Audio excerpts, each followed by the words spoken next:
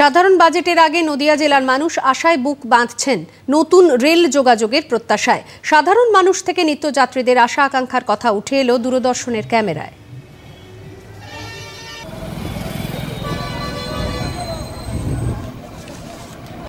আমি করিমপুরের বাসিন্দা।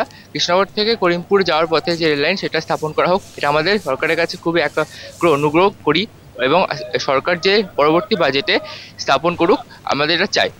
আমি নবদ্বীপ লাইনে নিত্যযাত্রী। আমি যাই কৃষ্ণনগর, এখান থেকে বাস ধরে আমাদের কৃষ্ণনগর যেতে হয়, যাতে আমাদের খুব অসুবিধা হয়। আমরা চাই যে রেলটা ওখানে ব্রিজের ওপর দিয়ে ব্রিজ হওয়ার কথা, সেটা এই বাজেটে পুরো হোক। আমি এখানকার একজন নিত্যযাত্রী। নবদ্বীপ টু হাওড়া লোকাল যাতে করা হয় তার জন্য রেলের কাছে প্রত্যাশা করছি। রেল যাতে আমাদের এই আশা পূরণ করে। কৃষ্ণনগর থেকে যে লোকাল যে লাইনটা এখনো হয়নি, যেটা যদি নবদ্বীপের সঙ্গে জুড়ে দেওয়া যায় তাহলে শত শত লোকের উপকার হয়। যাতে এর জন্য রেলের বাজেটে টাকা বরাদ্দ করা হয়, তার জন্য আমি রেলমন্ত্রীর কাছে আবেদন রাখছি।